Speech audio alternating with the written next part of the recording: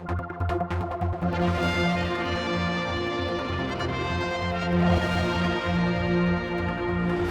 here we are at Blackpool Airport. It's the final day of scheduled services for the foreseeable future, if not forever.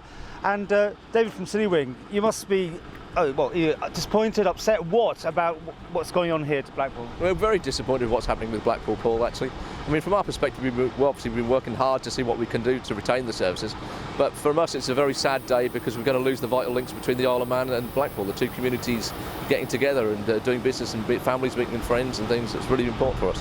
Has it been an important part of your service? It's a very key part of our Citywing network. So for us to actually lose this element, it isn't actually just the Isle of Man that's affected as well, because we actually provide a scheduled service through to Belfast as well. We've done a lot of marketing on this route this year, and so it's sad to see that investment sort of fall away. Now, we didn't seem to hear much between they're going to sell it and they're going to close it. Did you get more than what we heard about? No, it came a little bit of a bolt out of the blue. We were aware that it was up for sale.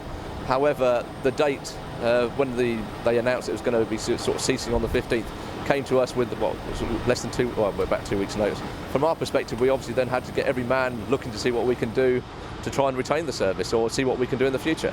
Well, on your website, you were still showing you were going to sell tickets. I mean, so were you still hopeful that some resolution would have been found? We were aware that there was a buyer in the market, and we know who the buyer is and what they can actually offer. And from our perspective, yes, they could offer us potentially a service.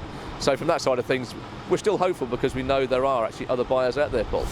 And the Blackpool Council are very keen to obviously keep it going. They've talked about making this an enterprise zone, expanding it, and are still hopeful that something will happen? Yeah, I mean, we're also really hopeful as well, actually, Paul, because we've been speaking to the council, we've sent sort of letters to the MP, we've obviously been talking to the Isle of Man government as well.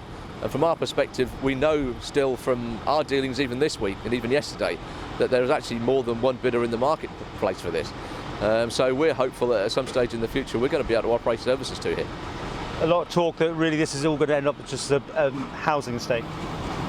There's over 200 acres here, so yes, you could put some housing here, but there's also plenty of room for an airport as well.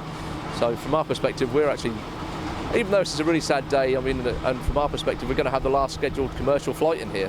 So in one way, we're creating a very sad bit of history, but hopefully we'll be able to create a good bit of positive history by being the first people back in as well.